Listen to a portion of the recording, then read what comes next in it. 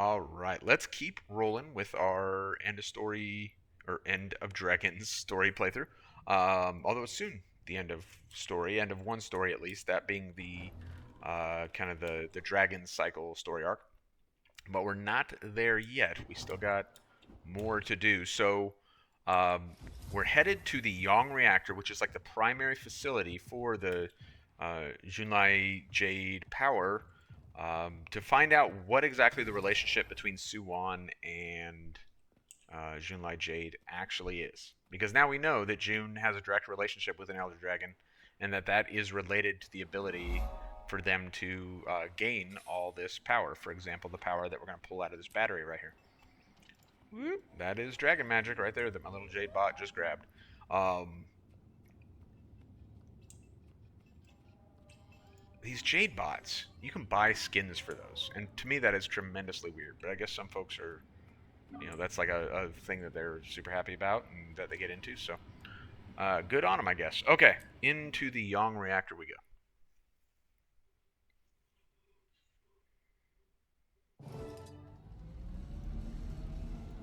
Descending into the reactor. This whole instance, in terms of the environment it takes place in, This is super cool. incredible.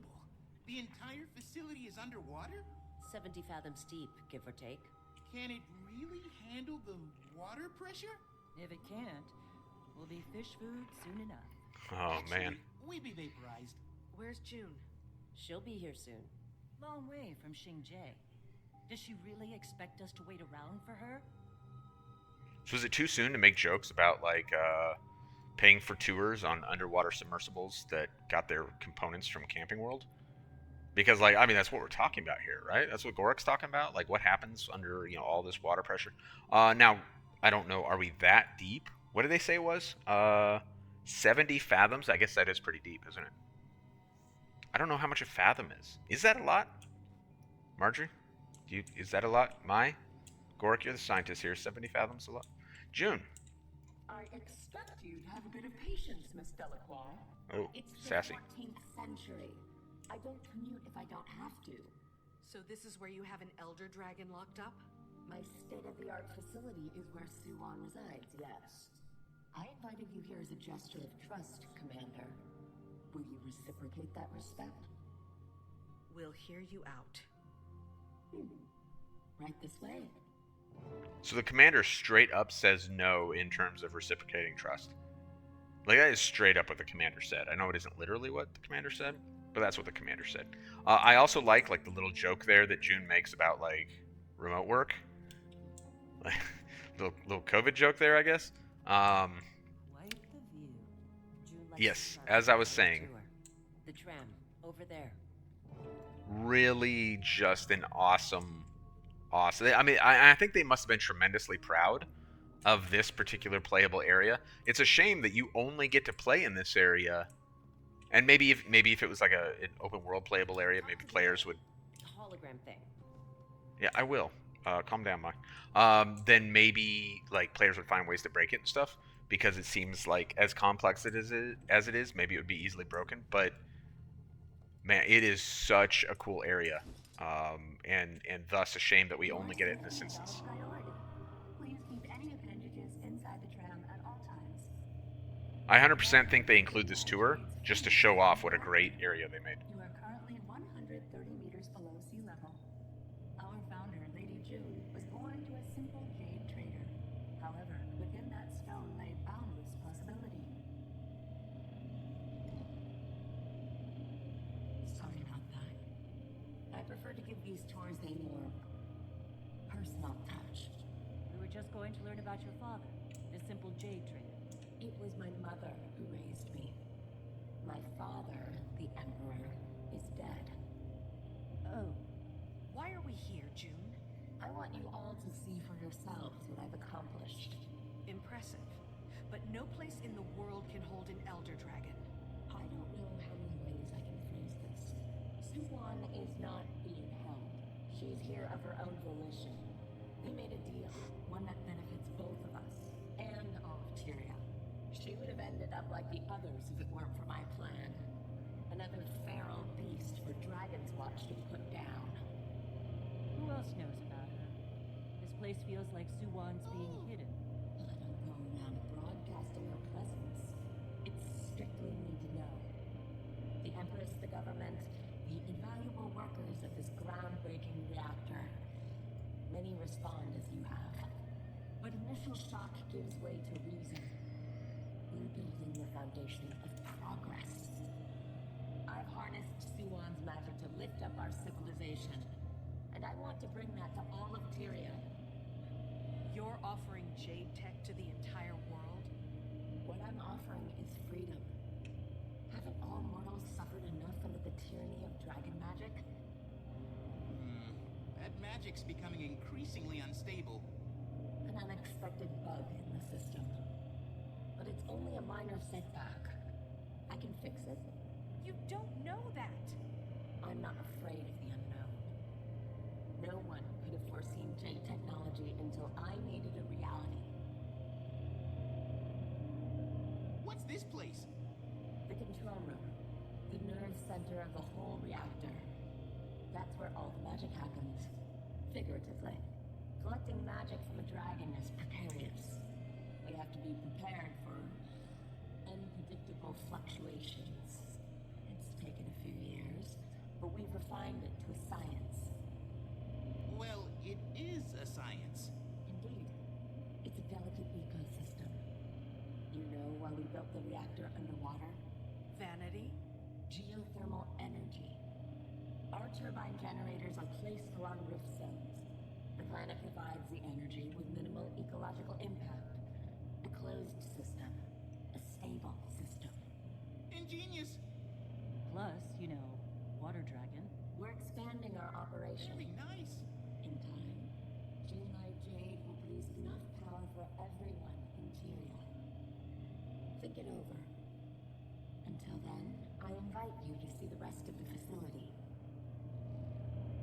As we return to the reception area, you may notice fish and other fantastic marine life. Is that a whale? The unending ocean is home to thousands of aquatic species. Junelight Jade, building a sustainable future. Your generous investment is powering tomorrow. Thank you for joining us on this interactive tour. Please watch your step as you exit the vehicle. Now I want to see the real tour. I don't feel so good. Motion sickness. Well, you should have faced the bow. First rule of seafaring. Take the elevator down. I'll see you soon.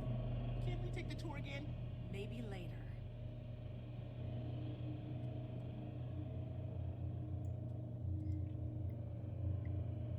All right, so they show off really nicely what they've achieved here in terms of creating just a super cool environment for this story to take place. But from here on out, it's going to be more Just making sure story and less showing off. We're not okay with this, right? I'm taking June's word with more than a few grains of salt. You've seen Kantha with your own eyes. Their lives have been transformed. If dragon magic can really be used for good, that changes everything. And as a scientist, she seems very capable and motivated, but not in a scary Scarlet Briar kind of way. Oh, no offense. She says none taken. Really interesting nuance there that it's she says none taken and it's not Captain Mitrin saying none taken.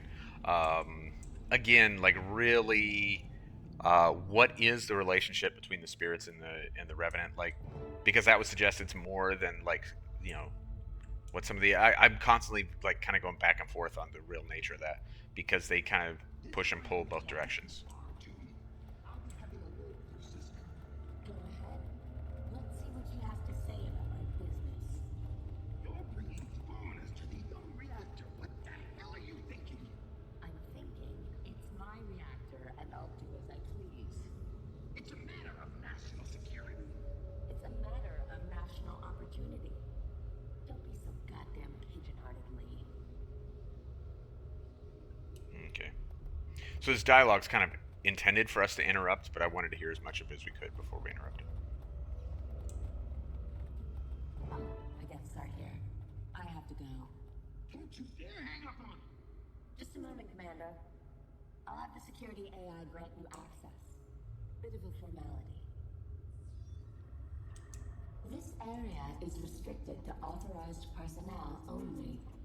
Project Horizon access required.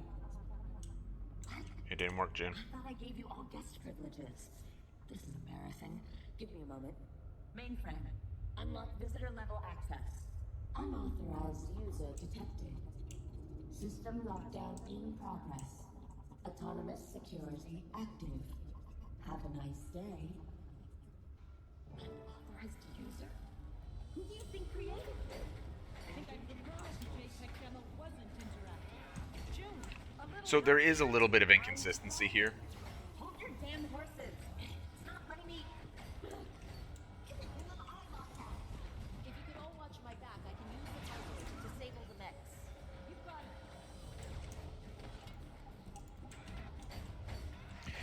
it. That little bit of inconsistency is that it is very clear to June right at this point in time that this is something that's as much out of our control as it is out of hers, and yet here in a little bit she's going to blame us for this as if like she couldn't plainly see that we were right here in front of her, Raising security level to continuous replenishment mode.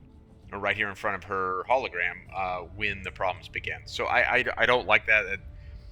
It's not that I have a problem with June blaming us. In fact, on the contrary, it makes quite a bit of sense within the story that they're trying to tell.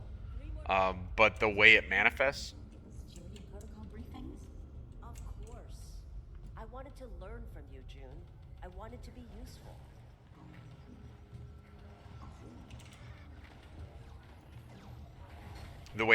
it just doesn't seem to make as much sense. Like I think, you know, if that's how they wanted it to present itself, they could have done it slightly different. It by no stretch of imagination is it like game breaking for the story. Like it's not. You know, I keep mistiming my dodger, but it's mildly off-putting, I guess is the best description for it. Reconstruction.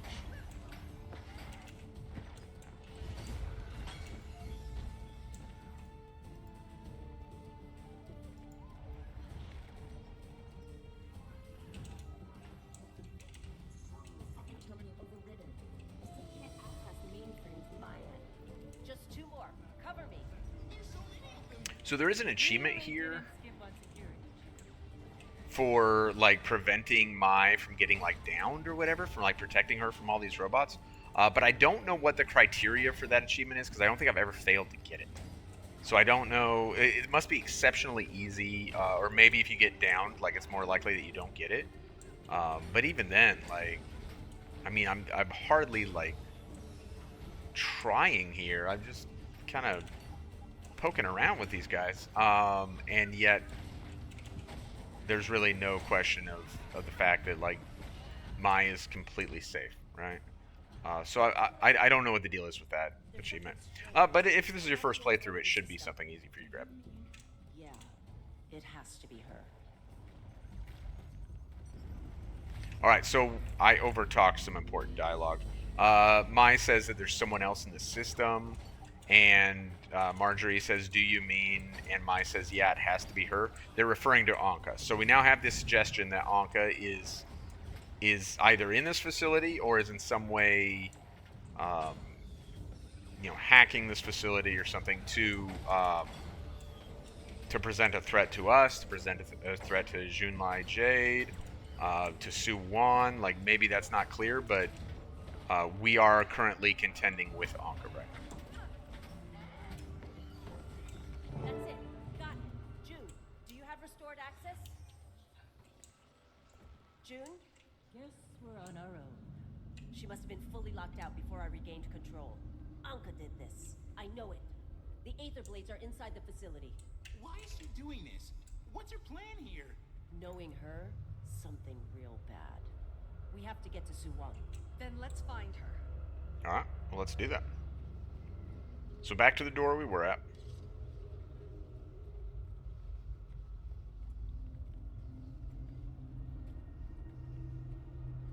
The doors are locked. We can't go this way. There's an auxiliary maintenance corridor through the facility. It leads to the main reactor chamber. All right. We're going to take the maintenance route, right? Kind of like taking the freight elevator. That's essentially what we're going to do here.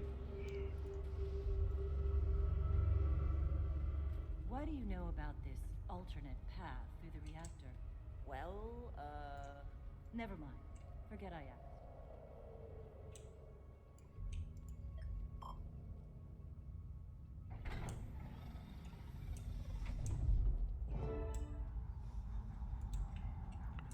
hope you were paying attention in the Jadebot training course.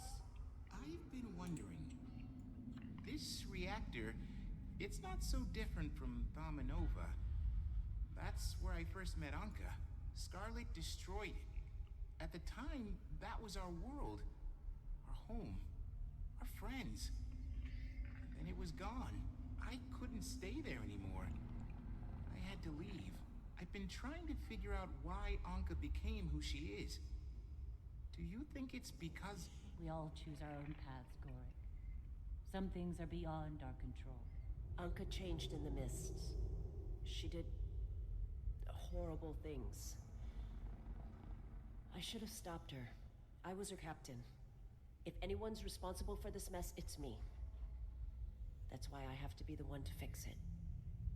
Alright, so I wonder how much of that Mai believes versus how much she's kind of saving Gorik from his own sense of responsibility. Now, I think Gorik's sense of responsibility here is pretty inflated. We have no indication that Anka ever cared that much about Gorik. I think they do a good job of communicating the idea that she... Oh, we need to take this power thing back. I think they do a good job of communicating that Anka probably cared more about Gorik than she lets on, but probably not a particularly meaningful amount, honestly. So if you don't have the thing that allows you to hold 4 charges, then it does kind of turn into a little bit of a puzzle here, but like barely a puzzle. Because we'll have 3 up here, and so you gotta like put 2 down and then come back. But I mean, that's not even a puzzle, it's just busy work, honestly. But all right, we'll get to that in a second.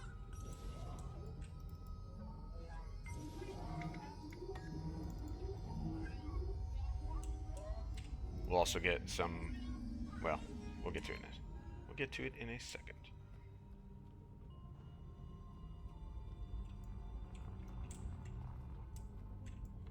Fancy meeting you here, Mai. Seems you found some new friends. Oh, I see you're a little upset. What's your plan here? I always hated spoilers. Maybe I just wanted to see this visionary reactor with my own eyes. It really is something. Takes me back. You can have the Aether Blades. I relinquish all authority to you. Just stop whatever it is you're doing. Hate to be the bearer of bad news. The blades are already mine. It didn't take much convincing. The crew agrees. You've lost your way, Captain. You saw what I saw in the mists. The rich lady wants to control the dragon cycle. You can't control chaos. I believe in June. Too bad. I'd love to stay and reminisce, but I'm kind of in the middle of something. Anka! Gorik, I have something to say. Everything you've done, you're a liar, Anka! goodbye, Gorik. I really like that. I really like... Mai, I don't know if you can hear me. Try not to assume the worst, but I've lost contact with my reactor. My life's work. I don't know what you're doing. If you think you're some kind of liberator for Suan, you're making a mistake. So we get dialogue here from June. This is now the point where she's accusing us of the ones being responsible for this. It kind of reminds me of my ex-wife, where it's like she needs somebody to blame. So even though it's explicitly clear that we are not the ones to blame for lack of anyone else, because it's something out of her control, for lack of anyone else, she's going to go ahead and blame us anyway. And that's what June's doing. So the dialogue, in case it doesn't come through clearly in the recording, is, Commander, Mai, I don't know if you can hear me. I'm not trying to assume the worst. Actually, in the chat where the dialogue appears, there's a typo and it doesn't say trying, but June said trying. I'm not trying to assume the worst. Oh, now I can't move my chat back down. That's odd. There we go. but I've lost contact with my reactor, my life's work. I don't know what you're doing. If you think you're some kind of liberator for Suwon, you're making a mistake. Well, like, she knows that we have nothing to do with this. Like, it was explicitly clear. So that's a weird little inconsistency for me that I don't like. It makes June look either exceptionally stupid or emotionally challenged. And neither one is a good look, considering they try to paint her as like this world-changing genius. I mean, I guess, you know, what she ends up looking is like an Elon Musk type character, where their genius is like counterbalanced by just an absolute lack of like self-awareness and emotional intelligence. And maybe that's what they were trying for with June, but that nobody wants Elon Musk to be a character in a video game. Like, that's crazy. And that's what we get with June at this point. You've made it, Champion of Aurene. I'm grateful to have met you at last. Suwon. You came to rescue me, didn't you? I appreciate the gesture, but I don't need saving. Not from June, anyway. You're really here by choice? It was I who proposed this arrangement to her. She's an audacious one, is she not? This place. It manages the flow of magic between me and Tyria's ley lines. Manages? June used a different word. Modulate. She takes the magic I shed to make a new dragon chain. It's been a most harmonious arrangement. Wait. The other Elder Dragons. We killed them. Some of that magic went to Aurene, but the rest... Return to the web of ley lines, and then to me. You did what you had to do, but I can't filter the magic alone. Even when my children were alive, we couldn't filter it together. As each of them fell, the magic grew more corrupted. Now, it's become something else. Something disagreeable to mortal life. I've shielded my flock from it for a long time, but I cannot abate the flow of magic for much longer. When I'm gone, all of Tyria will be destroyed. All life extinguished. There has to be a way to stop it. Aurene, the Scion. She can filter all of the world's magic, but she must be ready. Without me, the magic will crash through her like a tsunami. It was my intention to give her more time, acclimate her to the role. But it looks like I have none left to give. That's right. You're in danger, Suwon. June's lost control of the reactor. I know. It was a naive indulgence of mine to think I could stay here forever. Such mortal fancies are unbecoming of an Elder Dragon. Take care of Aurene. That is the role of a champion. And please, don't try to save me. Wait! Suwon, what does that mean? Suwon? You're back. Come on, we have to hurry. Okay, so lots going on here. So one, when Suwon says, please don't try to save me, and the commander says, wait, what does that mean? The commander apparently is ultimately going to interpret that as, like, don't try to save me from Anka or whatever. That's not what Suwon means. We kind of learn more about what Suwon means at the very end of End of Dragons. So, you know, we will gain clarity on that, but it's going to take some time. And then there's there's like the big overarching lore issue that I have with some of what Suwon talks about here, which is that even all the Elder Dragons together could not filter the world's magic. And remember, Suwon created the other Elder Dragons in the first place to filter the world's magic. So if Suwon could not do it, and Suwon, even with the other Elder Dragons, could not do it, then one, how in the world is Aurene able to do it? But I guess we're just going to accept that for what it is. But two, does that mean that the natural state of the world is to devolve into chaos, and we're all fighting furiously to try and find a way to create a system whereby it does not devolve into chaos, even though that is in fact the natural state of the world. Because whatever world Suwan entered, whatever world the human gods entered, apparently was always destined to have a corruption of magic. You have a pained soul, tiny one. Do you believe I mean you harm? The entirety of your existence is harm, Elder Dragon. In this life, I'm only an ant. What I'm about to do, breaking the cycle, it's for a better world, I promise. See you on the other side, Commander. Anka, don't! It's begun.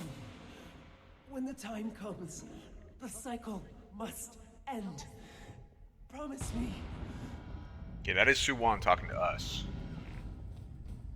Oh no, we're downed. Not downed. We're knocked down and stunned simultaneously. This is Oreen's stolen magic. Anka unleashed the extractor. If your legs work, then we need to get out of here. Now. Follow me. My legs do work. We can't just abandon. Alright. Oh, that's bad. Commander, nothing matters if the reactor blows. How long will we hold? I don't know. The branding's compromised the entire structural integrity. Alright, so the commander wants to like do something to help Suwan. But like meltdown essentially of this facility is imminent. And that threatens not only us and Suwan, but the entire city of Kainang. And that's the real reason that we're hightailing it out of here, is to try to prevent that. So it's not just the commander's like trying to preserve her own well-being in the face of like this, you know, catastrophe. Hurry up, my turn. We're actually trying to find a way to save Kainang.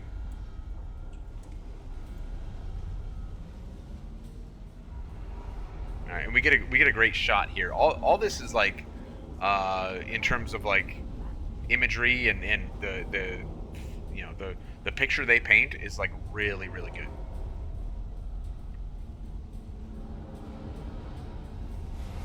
Alchemy! Main power couplings offline. Rerouting to reserve power. This must be why they say to take the stairs during an emergency. Probably so, Gork. 5 Elder Dragons and a God of War. Of course we're dying. Warning. Containment chamber breach. Primary subject not detected. Not detected. Wonder what that is. Escaped. Anka's plan all along. Jade power vehicle overloaded. All right. Reactor temperature rising. So Suwan bounced. Things were already out of balance, but now it's worse. The entire place is about to blow, and it won't stop there. The city's whole Dragon Jade network will overflow with excess magic. The explosion will be like numerous Thaumanova disasters at the same time. The loss of life will be incalculable. How do we stop it? There's a control room up ahead. If we get there, I can shut it all down. Shut it down? June taught you how to do that? No. She did. Okay. Our fate's in the hands of a plastered pirate captain and her invisible psychopath friend. I'm sober, unfortunately. But when we get out, you're buying me a drink. Okay, so clearly, I'd spoken earlier about like Mai's redemption arc, and now we're seeing that. Mai says, I can shut this down. But also, she's going to do it with the help of Scarlet, right? Is this a Scarlet redemption arc? And I think the answer is no, but it's an interesting choice that they choose to bring it all together that way. So versus saying it's a Scarlet redemption arc, which I don't believe it is, because after all, Scarlet was still attacking us earlier in End of Dragons, I would prefer to say that it's helps us like make sense or put to use our experiences with Scarlet, and not just have it be like you know it almost like it gives the commander closure on the Scarlet experience. Is that weird to say? I don't think it is. Oh man, not unusual for me to get down here at this part. This batch of Aether Blades will hit you pretty hard as you come through that door, and now keep in mind I'm not very good. So like, if you're like better than me, then maybe that it's not nearly as problematic for you. But for me, the quartermaster here, he's got some pop to him.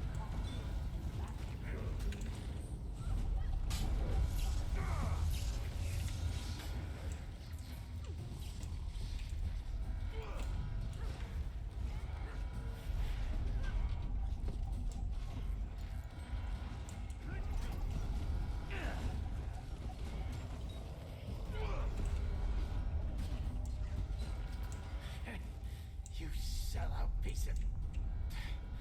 Well, don't matter. Shame I won't get to see the fireworks.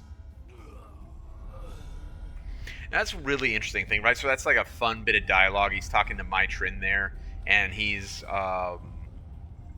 you know, expressing some satisfaction, even though he doesn't like that Mitrin's helping us and so forth, calling her a sellout. He ends on a satisfied note. Shame I won't get to see the fireworks, as if, you know, he's like excited about what's coming. But that's a really weird stance for...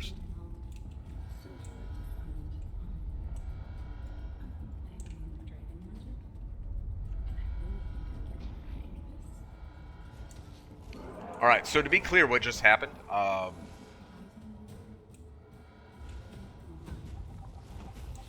this is Anka using Zaitan's magic to bring these engineers back.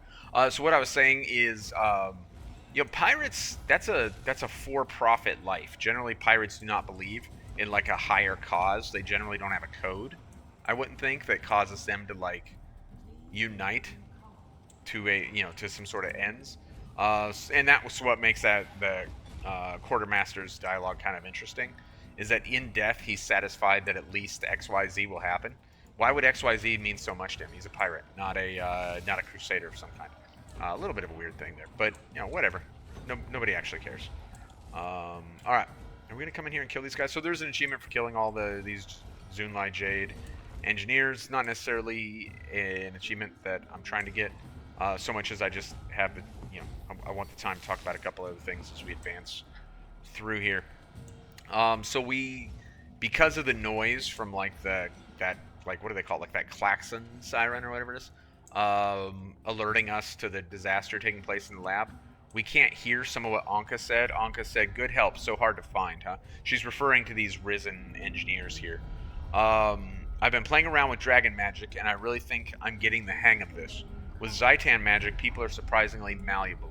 So there's a whole untold portion of the story here, in my opinion, because presumably she used the extractor to get her hands on dragon magic, I guess, but she had to have extracted that from somebody.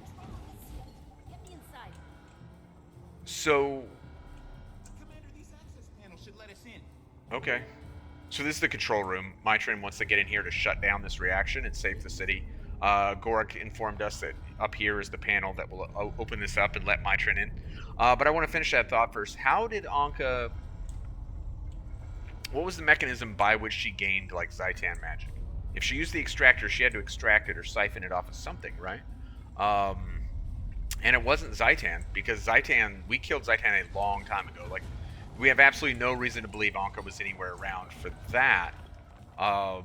So what? I wonder what the process was for that. How did she specifically gain access to Zaitan magic? We don't know that. There's a part of this story that's untold, which is Anka's path specifically to get her to this point, not the Aetherblade's path, which we're given pieces of that when we're told the story about them going to the Mists and stuff. But Anka's specific path to give her the power that has brought her to this level of threat. Alright, on the console's display is a series of symbols and numbers which seem to control the functioning of the door. Next to the display, a small metal plate is secured to the console with screws. And we're going to use our foot key because we're not smart enough to actually work buttons. But apparently it got my inside. We can't get to you. I've got it from here. We've got it. Just get out while you can. You can't do this alone. I'm not alone. We can't do anything more down here. We need to get back to the surface and warn the city. I'm not running away and letting Kaineng be annihilated. Commander, I don't like it either, but Mai's our only shot. Marjorie's right. And if she fails, the best we can do is warn as many people as we can. Damn it! Alright, how do we get out of here? Up the ramp. I saw another maintenance corridor while we opened the control room. All right, let's head up there. So this is Mai's moment, right? Like everything relies on her, and The tram tube. It should take us back to the entrance. Guess you got your wish.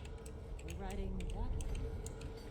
we're just gonna have to trust Mai to work this out while we go and warn Kaineng City of the imminent threat.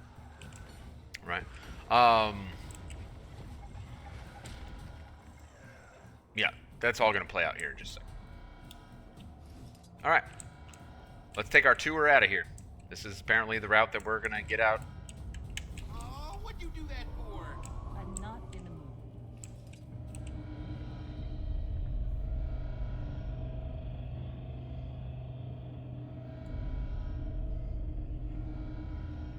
Look down there. It's mine. Yeah, right there. Whoop. And now we go to Cousin.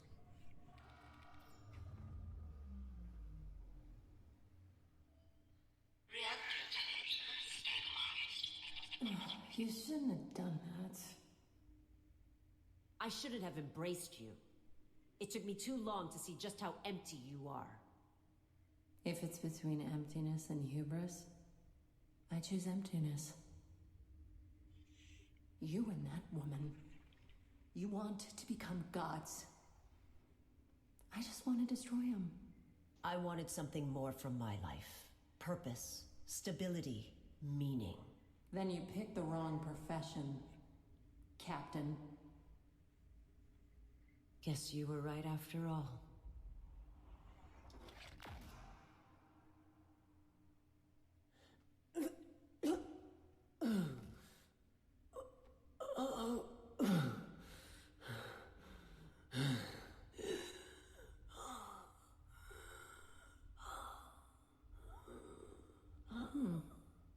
Sight's still off.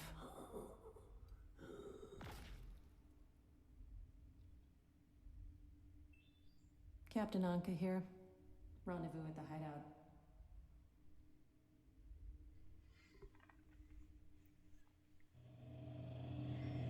All right. My Trin. She. Yes. She saved us. And everyone in Kaineng. She died a hero. Anka killed her. She killed my Trin. She had to pay for this, Commander. This senseless killing, and she has to pay. Gorik. We'll make sure of it. Okay, that's a little weird for me. I appreciate that Gorik is a little bit like more kind-hearted than the Commander Marjorie, but let's remember that like the Commander tried to kill Mitrin in season 1, and Marjorie advocated killing her, you know, at the beginning of End of Dragons. You're all under arrest for destruction of Zoomlight property, acts of terrorism, and corporate espionage. Lay down your weapons and surrender immediately. Failure to comply will result in hostile action when we enter the building. Guess we don't get a chance to explain ourselves. It does look pretty bad from their point of view. Well, I'm not standing around waiting to get scapegoated. What do you say we slip out while we can, Commander? I'd say that's a good idea. If the authorities are after us, we should split up. I'll look after Gorik. Rendezvous with you later. Okie dokie. So we need to get out of here because Captain Fa, okay, and this was like, again, when there's not a speech bubble, I wonder sometimes whether or not the dialogue can be heard. Captain Fa of the Zunlai Security Unit tells us that we're under arrest for destruction of Zunlai property, acts of terrorism, and corporate espionage. So if we don't surrender, they're going to come in and jack us up, essentially. So we're going to hightail it out of here. There's an escape pod right here because everyone loves escape pods. But before we get to that, I wanted to kind of address the cutscene. So Mitrin gets her moment of like redemption, right? The redemption arc is complete. Mitrin is now a hero. And that's cool. That's fun. Even if she's a hero, though, she's a conflicted hero, right? You might have caught there at the very end, after Anka gives her little speech. And Anka's a great villain. I think Anka's as good at any villain they've written. The only one that rivals her, in my opinion, because the Elder Dragons, like by definition, just didn't have a lot of charisma. They were too big to have charisma. even when they tried to give him charisma, like with Jormag, they're an Elder Dragon, so it didn't work. So really, the villains that we've seen that really feel like they have charisma, because I didn't think Balthazar did. I didn't think that Lazarus did. Joko did, but it was kind of cartoony. And then Anka is really the first one. Maybe Ryland that has that isn't like some kind of weird superpower thing and does have meaningful charisma. And so that feels really good. Anka's a really good villain. And so she gives her speech, and it makes sense. She's 100% right about June, right? June is trying to elevate herself above other people, and her hubris is like very pronounced. It's very significant. And so Anka becomes kind of a relatable villain at that point. We kind of understand where she's coming from, or at least I think some players certainly do. Some players can sympathize with Anka. But we see when my response to that her eyes turn red for just a minute, right? And says something. In fact, it's probably, if I go back in the chat to that conversation, My Trin says, I wanted something more for my life, purpose, stability, meaning. Anka says, then you picked the wrong profession, Captain. Then My Trin's eyes turn red, and she says, guess you were right after all. And then she gets shot. The person saying, guess you were right, is not My Trin. And she's not saying to Anka, I guess you were right. It is Scarlet saying to My Trin, guess you were right about Anka. Now that's kind of an interesting thing because earlier My Trin had told us that Anka is very much like behaving more like Scarlet than like My Trin. But just the same, it's an interesting interaction. Like I do find it intriguing, even if I find it a little bit confusing in terms of like the deeper lore. And I think it's a pretty good cutscene. I do. Champion, did you get out? I did. Thank you, Irene. I'm fine. But Anka released Suwan. I know. I'm on her trail. Where on her trail? Suwan's mind is in chaos, like Kralkatorrik, but worse. She's headed not east, good. Trying to find sanctuary. I'll do my best to follow. East. Okay. I won't be far behind.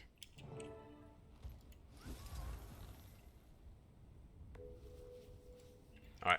Well, we had an idea about where to go. So this would be a point in the story, and I think ArenaNet really likes these kind of moments in the story, when the path forward is very unclear. They like it when the player is dependent on some sort of kind of, honestly, some sort of like ex machina kind of thing, to tell them where to go next. The player is relying on exposition to arrive spontaneously through some source of providence. It's a weird thing for them to rely so heavily on, in my opinion. It doesn't make a ton of sense, in my opinion. For if you want to craft like interesting stories. But I think maybe specifically for a video game versus a book or a movie, maybe it makes more sense because you don't have the ability to tell as much story or as nuanced story, right? So because you're limited in what you have available, maybe just kind of brute forcing the story along like that instead of taking the time to allow it to develop and so forth. Like maybe that's just the easier way to go. I don't know. All right, so we don't know what to do next. Suwan may have gone east. Beyond that, we have no idea what's happening. But we got a letter from Navan. Tasha, Commander, whatever your name is, insert Commander name here. I'm contacting you on behalf of Empress Een. We have just learned about the incident at the Zunlai Jade Power Facility and are gravely concerned about what this may portend for all of us. Yeah, I mean, that's fair. Your compatriot, Lady Casimir, has steadfastly advocated on your behalf in these matters, but the Ministry of Security is planning to take immediate action. I propose we have a face-to-face meeting to discuss the matter before anything can progress further. I know of a sushi restaurant, Nika's Blade, that should serve as a good location. Meet me there as soon as we can. And we get a map to the restaurant. I I don't know why an item was necessary for that, but I mean, I guess that's like a fun touch, right? That the letter came along with a map. So now we're gonna go meet Navon. So at this point, we know Navon to be like a representative of the Empress. And so it's a very interesting insight then into kind of how Canthan society functions. That the Empress appears to be like relatively understanding, willing to acknowledge the fact that maybe the commander is not the terrorist here, but the Ministry of Security 100% is not. The Ministry of Security is out to get us for sure, and the Empress is to some degree kind of unable to mitigate that because she cannot be seen as interfering in matters of security to the state. And this isn't a crazy thing. This is a reality that has existed in plenty of like governmental constructs where you have a monarchy, but then you also have other constructs in place. And even in non-monarchy type situations, you know, there's a lot of this potentially taking place in some countries in the world right now, particularly countries that are involved in conflicts, maybe conflicts that they created themselves by foolishly invading countries they shouldn't have invaded, and they're experiencing a ton of chaos within their own governments because you have a head of state, but then you also have these various mechanisms within the state that are each functioning to their own desired ends, and the head of state cannot control all that. They can only try and influence bits and pieces here and there. All right, let's see what Navon has to say. And is she, in fact, speaking on behalf of the Empress? That's a nice cutscene, or loading screen. Orders came straight from Minister Lee. This situation is diplomatically sensitive. The Empress would prefer that no one behave rashly. All right, so again, that more dialogue just to reinforce the idea that we have competing. I don't know that I necessarily want to say factions. We have competing interests within the government of Cantha, which have their own reasons for doing things in a certain way. And one of those is the Empress, and one of those is the Ministry of Security. So Minister Lee is represented here by Detective Rama. The Empress is represented here by Navon. Ah, Commander, you arrived. Let's take a seat. This is my favorite sushi in New Kaineng. I would make a recommendation, but everything is good. All right, we get a menu. Esteemed Navon, what would you like today? I'll have the yellowtail and a triple temaki, please. I'll take a bowl of white rice. You don't care for sushi, Detective? Don't eat anything that looks like it should still be moving. I see. And for you. All right, so these are all the things that were on the menu. Of course, they're described in the menu. I just didn't want to kind of dwell on that too long. I didn't want to miss dialogue, and honestly, it just provides descriptions of all these things. So the chef special of note, though, does all these, if I'm not mistaken, give you a food effect down here, but the chef special is does not agree with the commander, and kind of creates some negative effects. And thus, if you do something that is later to come in this instance, and you do it under the effect of the chef special, there is an achievement for that. Generally, what I do, I'm not a big role player. I generally do not play this is how I'm doing this playthrough is about as immersive as I usually get. But for whatever reason, at this particular story step, I always whatever I'm actually in the mood for at that particular moment in time is generally what I would actually order. I think we're gonna go with Yellowtail today, which I think is what. Yeah, Navon ordered the Yellowtail as well, so we're in good company. Detective, I understand how this all looks. You mean the fact terrorism follows you around like a bad smell? Kind of does. It's because we've been on the trail of a terrorist, an Aetherblade named Anka. She ordered the Aetherblade attacks, and she released Suwon. Do you have any proof? Any at all? Look, I know you've got a file going on me. You probably already understand me better than I do. True. So what sounds more likely? That I put millions of lives in danger? Or that I'm pursuing the person who did? That's probably not the best thing to say, Commander, because that's really debatable. Now, everyone, if we could... Commander, I'm afraid I need to ask you to come with me. Captain, we are in the process of negotiating a civil resolution. Humblest apologies, esteemed Navon, but Lady June wants to see to this personally. Detective, can you tell your colleague to stand down? He's not my colleague. He's a gussied-up rent-a-cop. Go back to Junlai, Captain Fa. The real police are on the case. Detective, the event in question took place on Junlai property, and under the autonomy resolution, a corporate entity may claim jurisdiction to whatever... If the resolution is in the primary interest of the corporate entity. Captain, I need to remain free to pursue the Elder Dragon your corporate entity was keeping under Kaining. Junlai Jade is not now, nor have we ever been in possession of some... Thousands of people saw a dragon emerge from the water near your facility.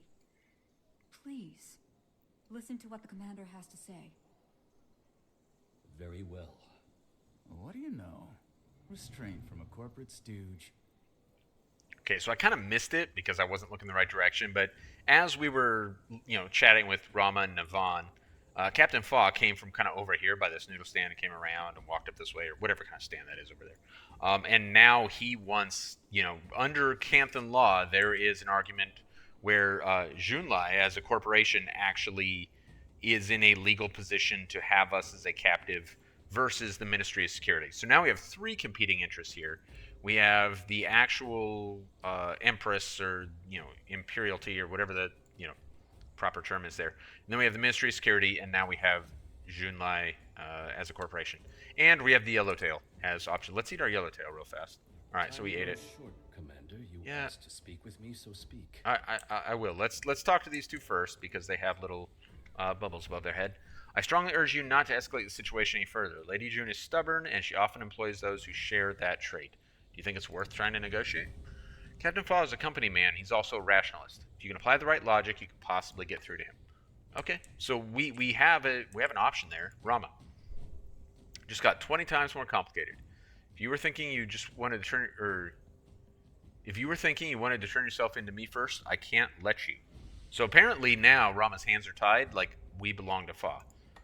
It's complicated, some corporate personhood nonsense. Pain in my ass. I've butted heads with Captain Fa before. If it comes to a fight, you're gonna need my backup. Why would you fight for me if you were sent to arrest me? Because I got pretty good instincts for this kind of stuff, and my instinct says I shouldn't let him take you without a fight. Plus, I've been wanting to knock Fa's teeth in for a while. Okay, so really what we're offered here by Navon and Rama are two courses of action. Oh no! Which we'll only see one of because I took so long with all the dialogue that I excluded one of the choices. So we can, in fact, negotiate with Captain Fa. And in fact, that's the path that I prefer to take, generally speaking. But because I took too long, now we're engaged in a fight, which is kind of a buzzkill, but that's fine. We're going to need to get these robots down before we do anything else. We'll deal with Fa after getting these robots down, but these robots are the worst part of this. There we go. Alright, now we'll deal with Fa. But see, true to his word, Detective Rama is helping us. This is a shame because this wasn't the path that I was going to show. But this is the path I took in the 0 to 0. I do remember we made it this far in 0 to 0. So, and I did negotiate with Captain Fa in 0 to 0. So I guess if you want to see that, then you can find it there, and I'm sure plenty of other playthroughs. For our purposes today, we have decided to whoop Captain Fa's ass. That was what Commander Tasha Aetherwash here decided to do. And after all, the commander is so obtuse about so many things. Why not just choose to resist arrest and whoop Captain Fa's ass? Like, right? I mean, that is really the commander thing to do, isn't it? Fine. I yield. Go chase dragons. But your face is about to be plastered on every hologram in Kanta. You won't get far. Okay, so we have added to our list of charges. And presumably Navon's not happy because this isn't the way she wanted it to go. Well, that was an effective, if unfortunate, way to deal with things. You said you had a plan, Navon? Ah, yes. First, where do you stand, Detective? Do you still insist on taking the commander in? No. I've seen and heard enough to convince me the commander's got a job to do. but I'm coming along. If things are as bad as you say they are, well, you need me. If they're not, then I get any sense I'm being played. You're not. I borrowed something from the Ministry of Intelligence for you, Commander. It will disguise your face, but nothing else. Intel gets all the best toys. I know somewhere you can use as a base of operations. A historic refuge. It's just east of here, in the Echovolt Forest. The detective and I will go first to clear any potential roadblocks. You, Commander, will meet us at the city gates. Okay.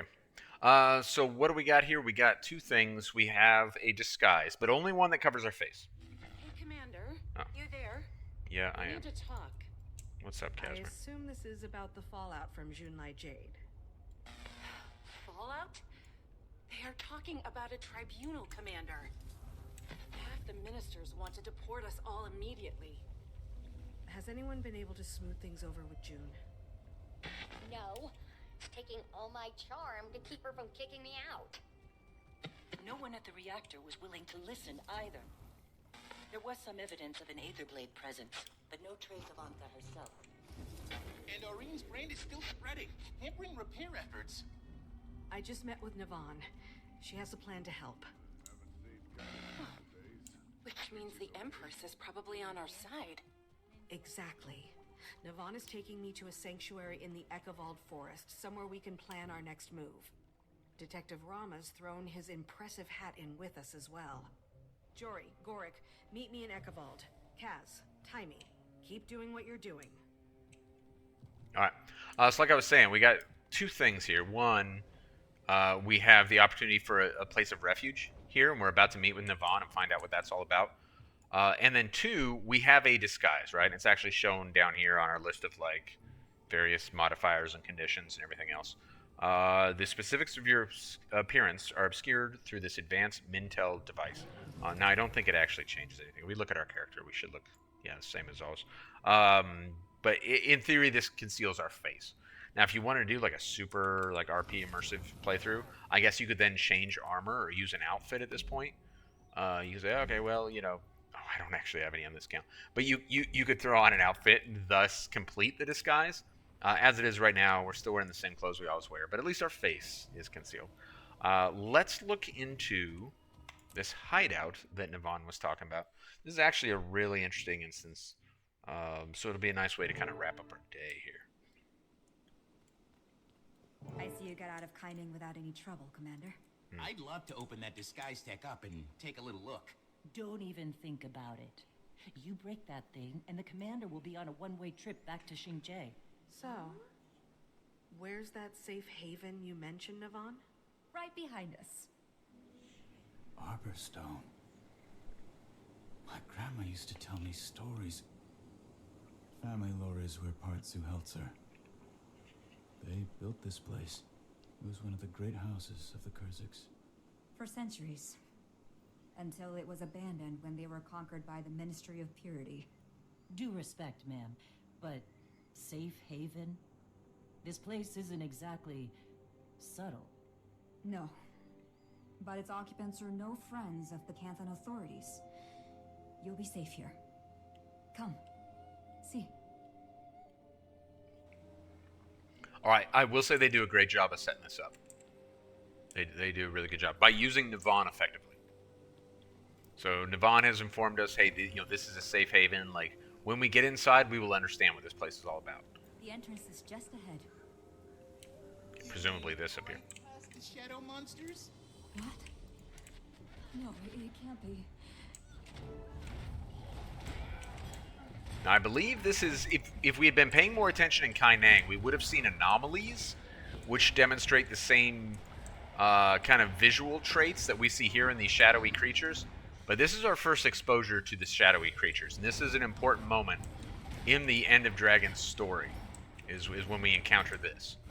And that'll make a ton more sense by the time we're done with this instance.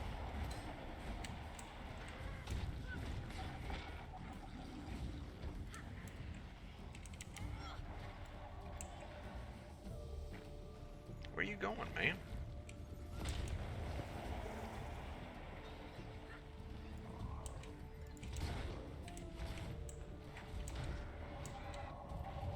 Oh, did I cancel my own skill? What an idiot.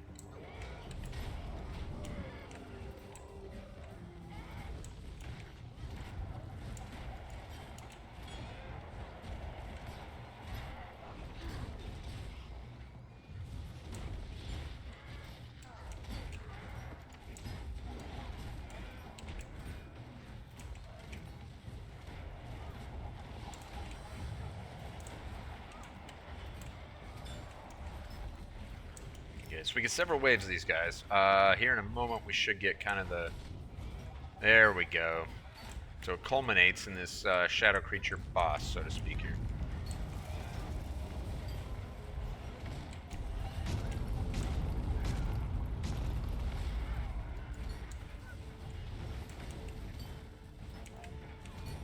Whoops.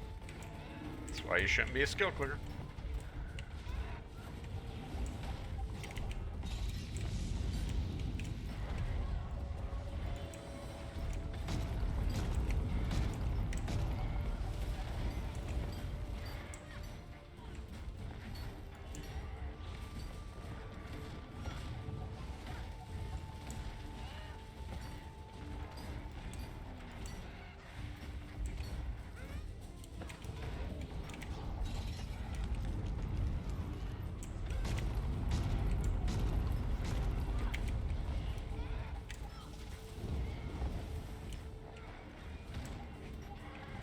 Spike my coffee with a boga juice, or was that Mordrum risen and branded all fighting together? I thought so too, but on closer inspection, they appeared to be constructs of some kind, made up of an unidentified magic, not the same one we found in the reactor. Perhaps we should move this discussion into the warded cathedral, unless you prefer to conduct further research firsthand. No, that's not necessary. All right. So Navon continues. I'm not trying to panic, but what on Tyria did we just encounter? If they're a new kind of dragon minion, they must belong to Suwon. Logical assumption, but shouldn't hers be water? Didn't look like any water I've ever seen. You really think the wards will keep them out, Navon? I can't be certain, but I hope so. All right. So even up to this point, Navon is talking about this place being a safe haven. Hey, let's get inside here, past the wards. No, not at all. I don't know what could have happened. I left a powerful guardian in charge, Ishan. Awfully quiet. Was it just Ishan? No. We should be hearing laughter and song and crackling fires. There was a large group taking shelter. Was being the operative word. If there's anyone here, we'll find them. All right, so this is a place that like really lends itself well to this particular kind of ambiance, this feeling of foreboding. But they set it up really nicely with Navon very like genuinely being insistent on this being a safe haven and like telling us the good things we will see here. So it creates a great effect, and at no point on your first playthrough should you be perceiving it as anything otherwise. Even when you get attacked outside, like there's nothing really to indicate that when you get inside it's going to be this bad. So I think they really amplify the effect of coming in here and like you know with this like I gotta get away from those leaves to really get like the blacks like dots coming up, which is a cool effect, and the kind of the color shift that everything's experiencing and these like weird greens and browns and grays. It all really adds up to a cool feeling in here. What happened here? Something very ominous. They look like they were in the middle of unpacking. His chest is hollow. All the internal organs are gone. But there's no visible wounds. Where the hell did they go? Well, don't look at me. You're the death expert. Okay, and we're gonna get I think we're gonna go ahead and look at all the clues. It's a little bit time consuming.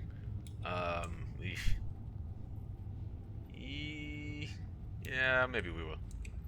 Their faces are blue. Do they all choke? No. Take a closer look at the cheeks and lips. Swollen. Could be anaphylaxis. Pretty big coincidence if they were all allergic to the same thing. Maybe poison? The only way to know for sure would be to test the food, but we need to get it to a lab. You do forensics? I dabble, as a hobby. I enjoy reading about unsolved crimes and seeing if I can solve them. Alright. Got at least 1 or 2 clues back here. Let's take a look at this strange journal. Oh, can I not get up there because I just suck at life? What's going on here? There we go.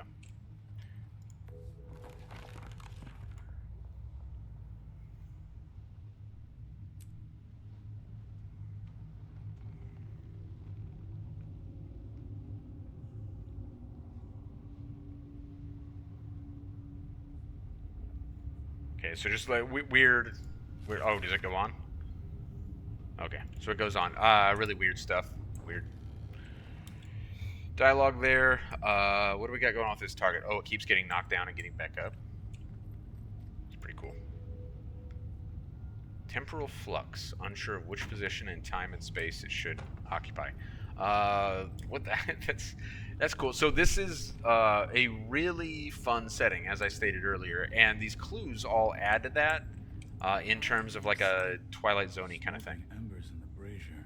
Puts the time of death sometime in the last few hours. All right, so all this happened recently. Whatever's going on here. Are there any clues up here? I don't remember. There are. It's another journal.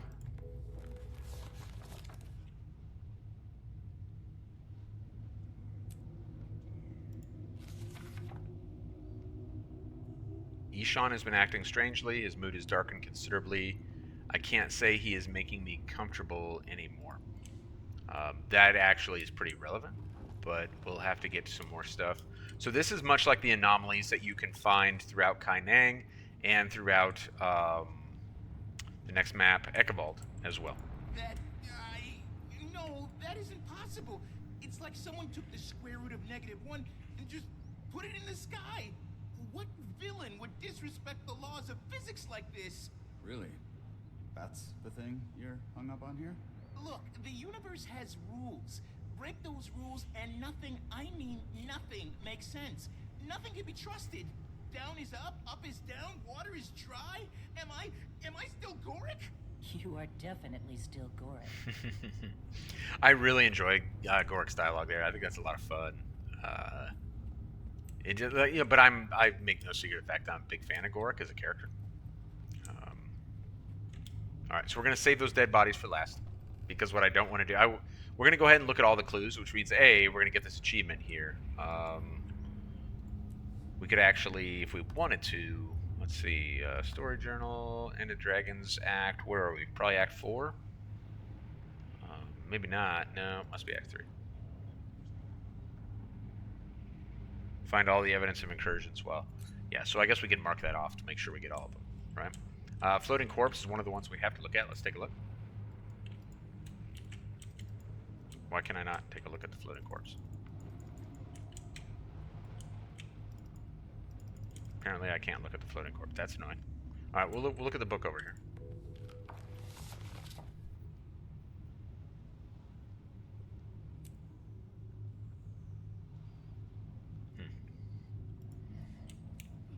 We literally can't read the book, is essentially the gist of what it tells us at some point. It's still not letting us look at the corpse. Well, it's a floating corpse. I don't know what you want to say. Maybe that's all it is. Maybe there's no dialogue that follows that. Alright, pile of straw. Their faces are horrified. Like they were scared to death. Literally. Poor bastards. Kicked around their whole lives just to die like this. That is kind of sad, right? Unsent letter?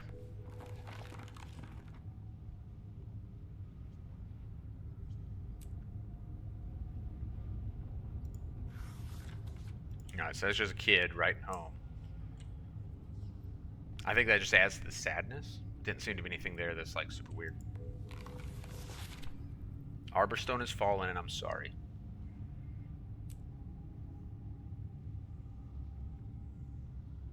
They are calling for me. Stay safe, my love. They being the those who are at peace in the sky above the sky. In other words, the dead Tengu to precede the writer. What do we got left here? The boat. Yep, that's the last one for the achievement. Cool, we got that. While all boats float, this one does so in a way that is contrary to every known law of physics or magic.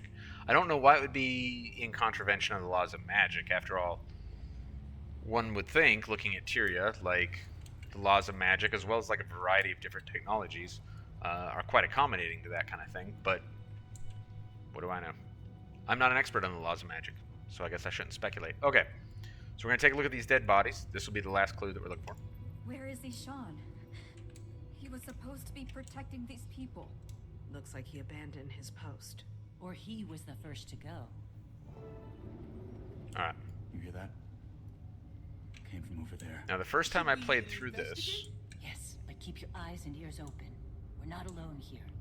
I did not see this up here, which is relevant.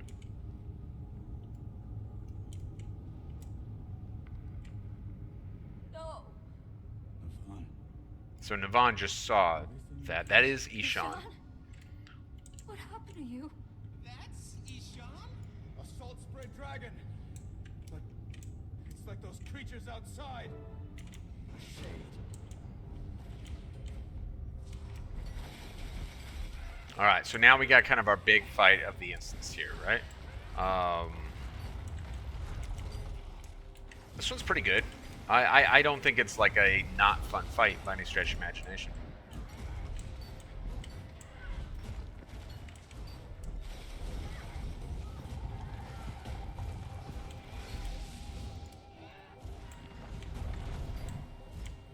It's gonna have a few phases, so I don't remember the exact percentage. I want to say it's by 1/3, so we'll probably at 66% see the next phase, but I don't recall particularly. Watch the ground. I'll summon words of protection.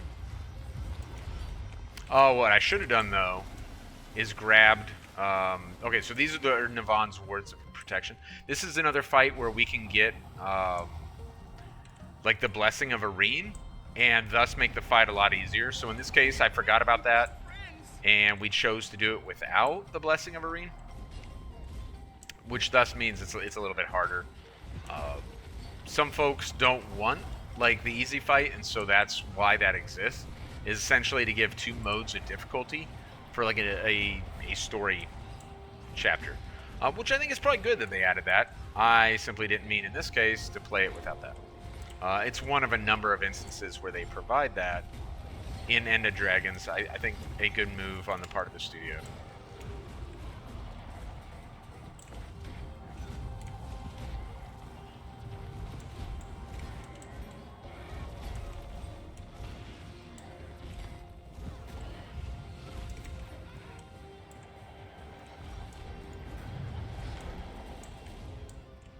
Who's down already?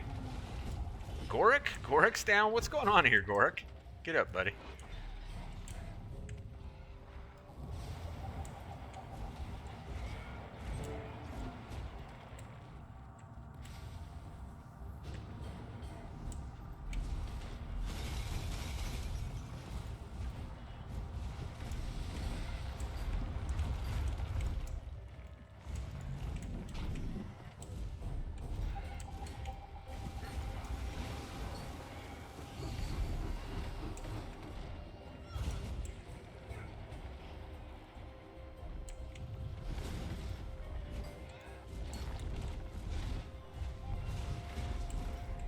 Alright, another phase.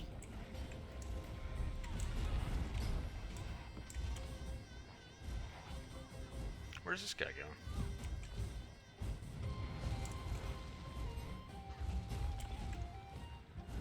Now, we still have a pretty significant gap in terms of understanding of who these enemies are. Like, it's very clear now that they are a significant foe that's going to be important to us because of their inclusion in the story at this point, right? So just like a video game player that looks at this particular moment and says, oh, obviously this is important. But within the constraints of the story, we're not given a lot on these guys thus far, so that's going to be something that we're going to be looking forward in the story to maybe try and develop a further understanding of, is who are these enemies? Why are they suddenly so relevant to what's taking place?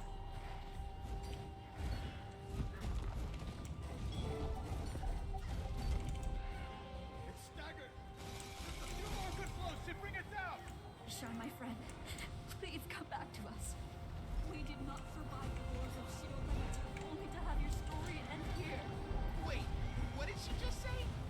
All right, so we get important dialogue right there in the middle of the fight, and like Gorik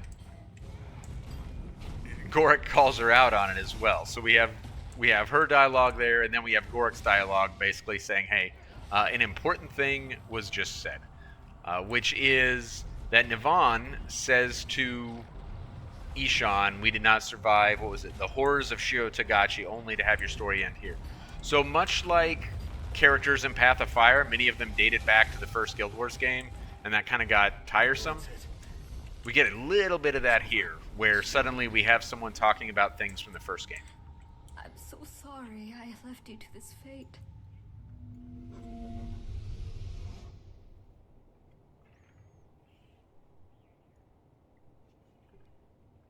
The anomaly's vanished. It must have been ambient corruption from the magic in the salt spray. Ishan was consumed by the same power that will take Suwon. And then all of Tyria. The Void. The Void? The force that emerged from the broken dragon cycle. Which, if not stopped, will unwind reality one thread at a time. Care to tell us how it is you know all this? And what was the magic you used? Never seen anything like it. I have. When Aurene shielded me against Balthazar's fire. Who are you really? You deserve the truth. Suwon said I could trust you, but I had to be sure. Suwon?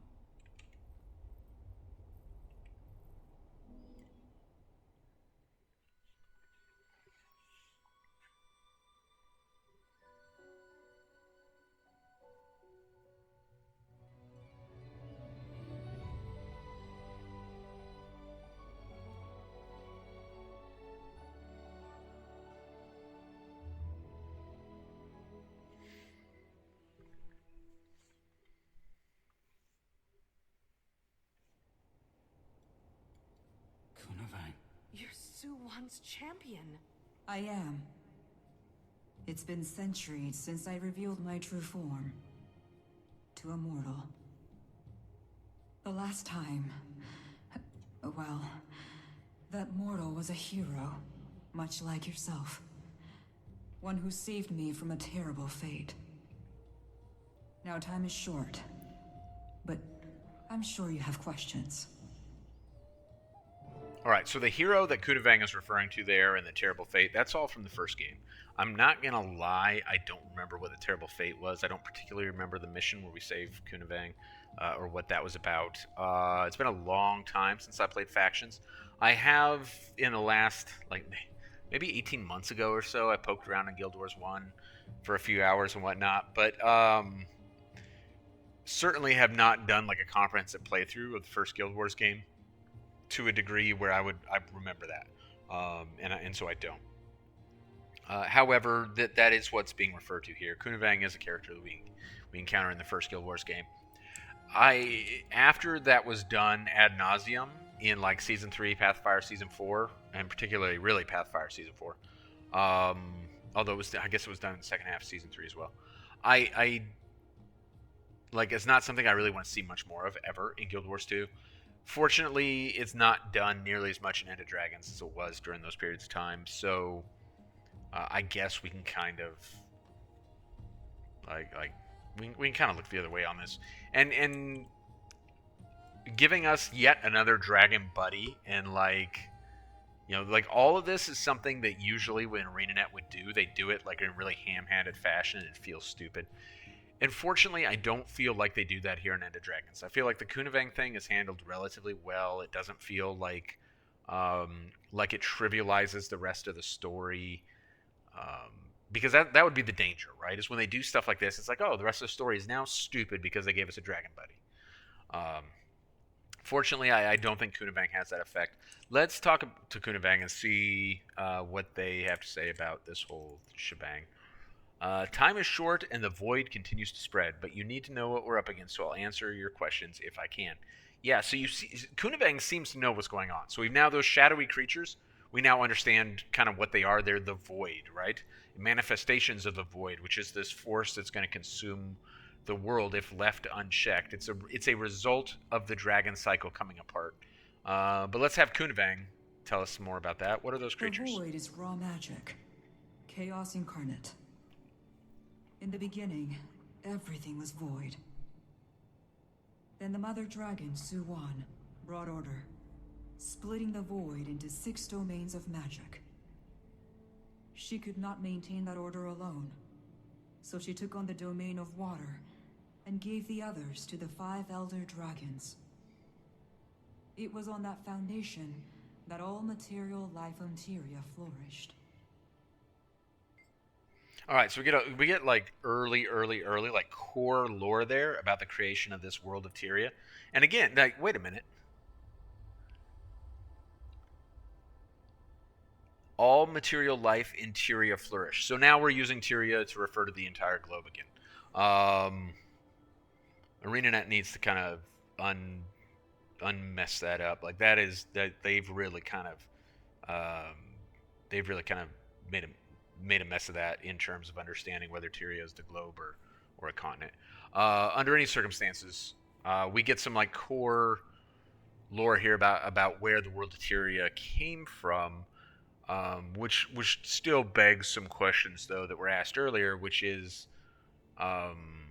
is this the natural state of affairs, and what does that mean? Because now we have confirmation, right? Void is actually the natural state of Tyria.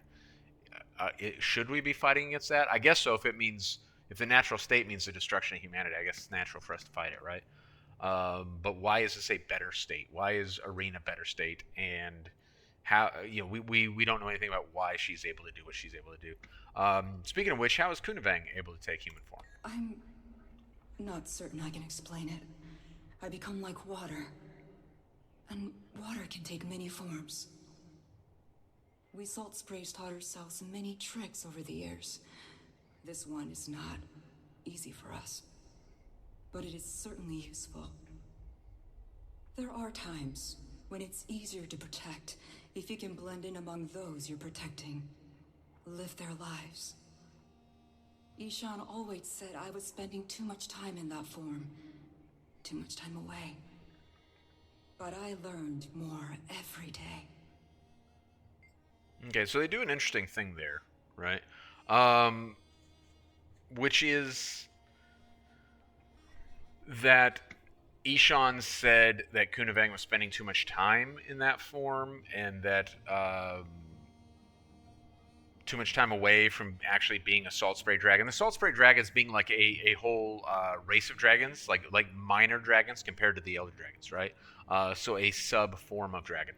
And Ishan told Kunavang, hey, you're spending too much time in your human form. Like it's bad for you as a Salt Spray dragon or whatever.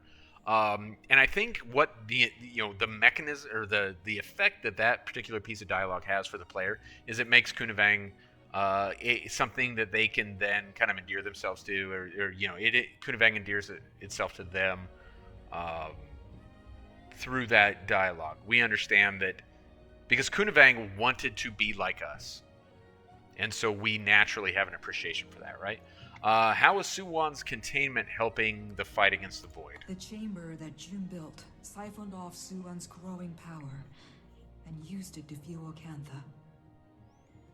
You might have noticed that this technology has been unreliable lately.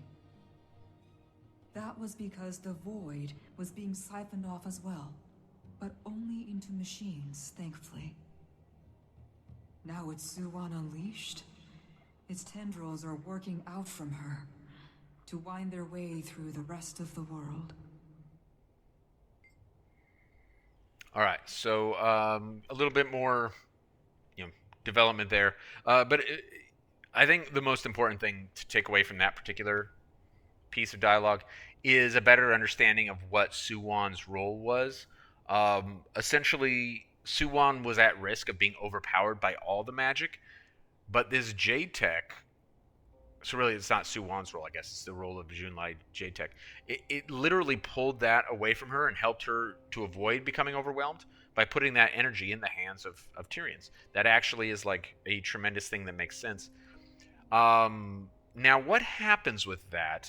That's going to be, that'll be an interesting thing to talk about as we go forward in the story.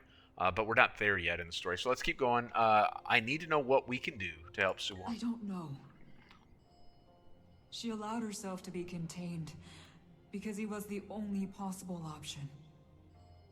Without the stability provided by the other Elder Dragons, and with that containment chamber destroyed. She'll be overwhelmed. Would it help if we could find another way to siphon off some of that magic?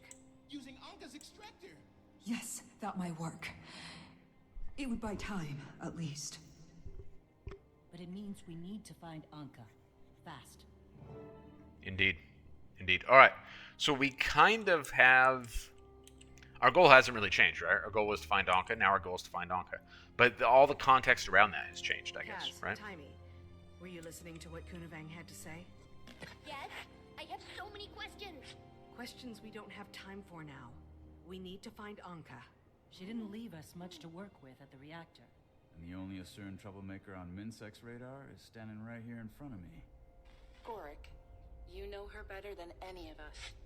Any insights into her personality that might help? She successfully lured me into an incredibly obvious trap. It's fair to say I don't know her at all anymore. If I ever did. Hello, Lady Navan? Or Kunavang, I should say. I wanted to tell you about Ishan. He fought it as long as he could. We're only alive because of him. Thank you. I overheard you all talking, and I think I might be able to help. I'm Ayumi, and I'm a member of the Kestrels, which means it's my job to know everything that's going on in Echovault. I need to escort these people to Mori Village, but we can talk when I get back. Okay. So we're going to wrap this video here, but we got some more opportunities for some dialogue and for us to talk a little bit. Let's talk to Rama. Yeah, you said you're a Kurzik? Because we were talking about Arborstone. This is a place that was in the first game, and it was a place that was of importance to the Kurziks in the first game. Now, here in the second game, in Guild Wars 2, the Kurziks and Luxons and all that, like, none of that is as significant as it was in the first game when it was like a very specific mechanism within that expansion, the factions expansion. Now, hundreds of years later, the Canthan people are essentially fully integrated together. So Kurzik and Luxon is more a like an ethnicity within Cantha than it is like a side of a battle, as it was in the first game. But we learned that Detective Rama's ethnicity of his family in his past, they are Kurzik. Half Kurzik, on my mother's side. Enough that I stand out as not Canthan enough for some people. Of course, I'm not Kurzik enough for some people either. Had to have a thick skin, especially growing up where I did. I was lucky though. Minsec took a chance on me. Shouldn't have to be lucky to make it out of the slums, though. Shouldn't be any slums to begin with. Okay, so they do an interesting thing here. I appreciate Rama's little speech. We thank him for being preachy for a minute. But they do an interesting thing where, so Cantha has like this lofty part of their society, and then they kind of have like the slums and stuff, and we get to see that in Kai Nang, and it's kind of scattered throughout the story. But unlike the human story or some of the other stories they give us where we encounter folks from both sides of that, Casimir, for example, being a noble, and actually we created our character to be a noble as well, we don't get that in End of Dragons. I can't think of a single character outside of Navan who's not actually human. June, I guess, who's not a very likable character because she's so arrogant. But we don't get a lot of characters from like the wealthy or noble side of Canthan society. We get a lot of characters, Rama included, who are from the other side of Canthan society, this oppressed kind of lower class.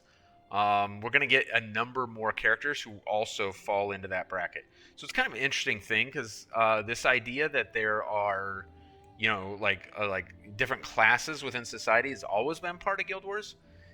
It's just that this is the first expansion I can think of where they like really made all the major characters in a story of one class, and thus that whole like multiple classes thing stops kind of being like an engaging part of the story and starts just kind of feeling like we're being pushed to one side of that discussion. All right, Kunavang, you got more to talk about? Let's hear it. Oh, a whole bunch more. So why were you disguised as a It's my human? honor to look after the people of Cantha for Suwon. I discovered long ago that the best way to do that was from within, rather than without.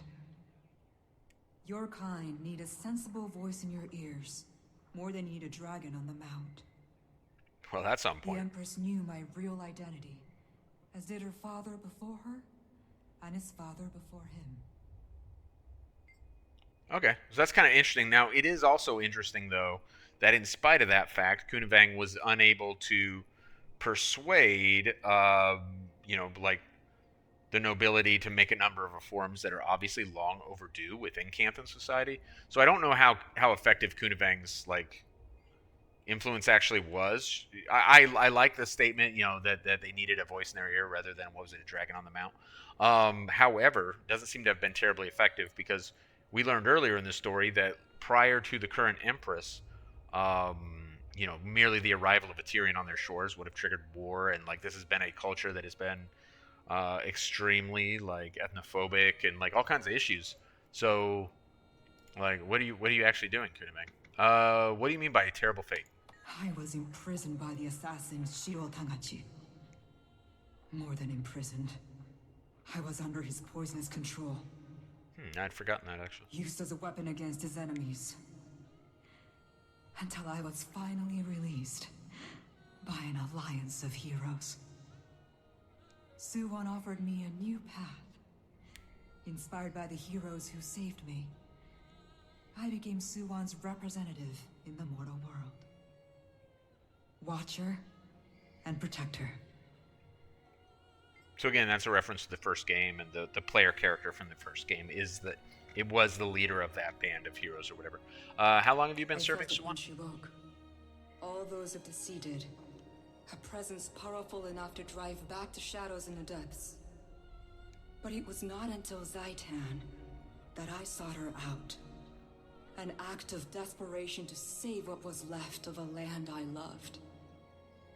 It takes effort for one like her to see you.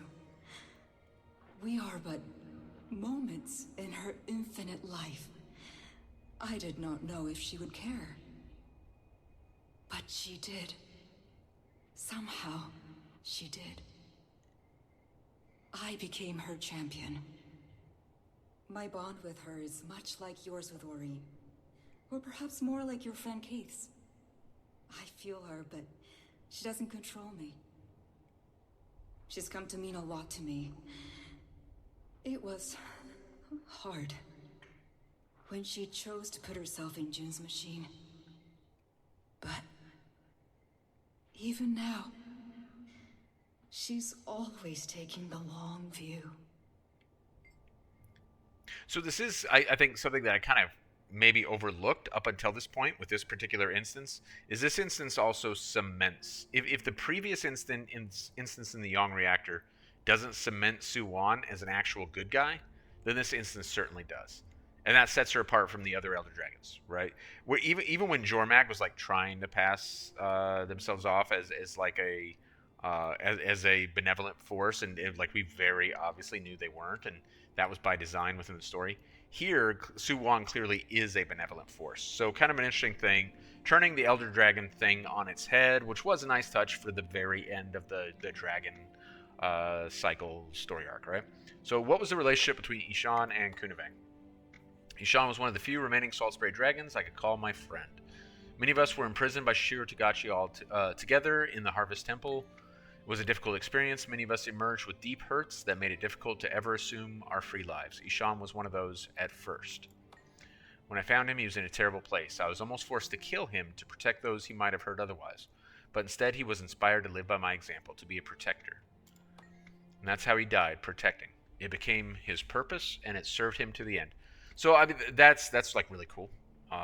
That's, I think, a fun touch or a cool part of the story there. Okay, so let's actually leave here and just end up in Arborstone. We can make a quick note about Arborstone on our way out at the end of this video. Oh, nope, because the story's not going to stop. So I guess I should have just done the close of the video. All right, well, let's do this then.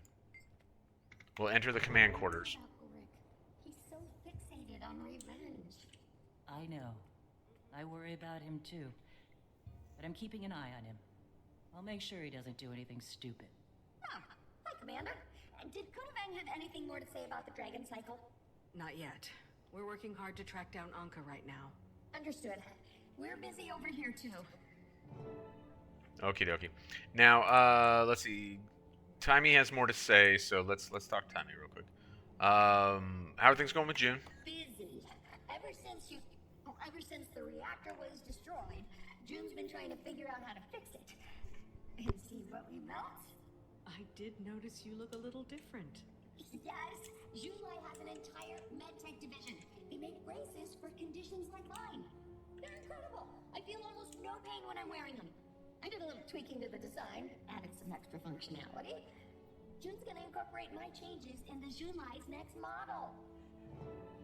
Okay, so Timey's doing better. Here's a quick reference to Timey's like whole debilitating disease thing, which they were long overdue to address that. Remember at the end of season 4, Timey apparently was going to die soon. And then Icebrood Saga doesn't come up at all. A huge problem. Really, I think, embarrassing for ArenaNet as storytellers that they just, like, completely failed to address that in any way whatsoever for that long period of time. You know, Timey really should have been dead before End of Dragons, but here, like, they're kind of trying to give themselves a little wiggle room and say, like, oh, Timey's improving because of the Jade Tech. And that's going to kind of be a thing that they're going to... we haven't heard the last that particular piece. So here's what I wanted to look at real quick. We'll go up and talk to Gorik as well before we pack it in. So we remember like Sun's Refuge, where they tried doing a thing where Sun's Refuge was a place that you could expand and do more with, and they wanted it to be a center of operations. Well, they do the same thing with Arborstone here. I think Arborstone works better. In fact, we leveled this up. So watch, we're gonna do this. Let's move this right there. Add this. Oh, it had to reset the little instance thing, and now we got crafting stations up there, right? So buy these masteries. Now remember, like Sun's Refuge and some of the, I think there was one other place where they tried to do this. Was there one in Icebrood Saga where they kind of? Oh yeah, Eye of the North. When they've done this in the past, like it wasn't a mastery necessarily, but it also like didn't work that well. It works better here, but it is also a mastery. So it better work well if they're going to actually make this a mastery that we have to work on and spend mastery points on. I don't like this. But it is and some of the things that happen here change. For example, Kunavang's here, and then other characters will pop up as we advance through the story and stuff like that. So it's kind of a fun touch. At the end of the day, they still can't do it better than the Suikoden series did it, all the way back with the PlayStation 1. But it's not the primary focus of the game, I suppose. So we'll let them slide. Look, there's a gate to Lion's Arch and stuff like that. Like, all those things are good. I don't know. This PlayStation 1 game still did it better. All right, let's talk to Gordon. Hey, I've been experimenting with this really interesting Canthan tech. It's an autonomously driven deconstructor. Breaks down complex items into their component parts. So, what are you working on here? Looks like some kind of Aetherblade tech. The Kestrels found it in Echovolt, beeping like crazy. I think it's one of those airship transponders Renyak damaged. There's no way it's from one of ours. That outer shell is too new. Ours were old. Garbage. No, it's definitely an Aetherblade transponder. Or was at some point. Only an Aetherblade would splice a wire with a used bandage. How could it possibly be Aetherblade? Renyak could have fixed it up when he got here? I don't know. Could it help us find Anka? Maybe. Just need to triangulate the signal destination. You could do that, right? Can I do it, he asks. We'll get it done, Commander. Commander, meet me at the entrance when you've got a minute. Yumi's here with a new report about Anka. Alright, let's talk to Ivan. So, you're probably wondering what I'm doing here. Not really, but... Okay. Except you didn't. I didn't, no. I mean... Commander, I know I should have checked first, but I thought since Ivan didn't have anywhere else to go... No. No, of course, Ivan. Maybe you can help us track down Anka and the Aetherblades. Right. Speaking of which, where is my captain? Is she with you? Is she... Is she... I'm sorry, Ivan. Don't be sorry for Captain Trin. Be sorry for Anka. You're gonna get her, right? I'll get her sooner if we're all working together. Then I volunteer my services to your crew. If I think of anything that can help, I'll let you know. Kind of surprising that they made a Dredge likable, right? But I think they did. I think Ivan's likable, and Gorik is that much more likable now. Like he's like, hey, here's why I brought Ivan and stuff. Like all that is very endearing as well, right? Okay, so let's wrap it up here for today because I just am kind of done for the day. When we come back, we will continue our pursuit of Anka, right? Because now we have all kinds of reasons. One, Anka's extractor could be used to potentially try to protect Suwon or aid Suwon in some way and deal with his void, which now seems to be moving past Anka as like the real threat in this story. But also remember, we're still wanted by like authorities in Kaineng. So finding Anka may allow us to like exonerate ourselves and capture the actual guilty party, which is also something that we probably want to do. So all these important things here, which we will be pursuing next time when we come back. Tomorrow. Tomorrow when we come back, we will continue our pursuit of Anka. So thank you and have a great evening.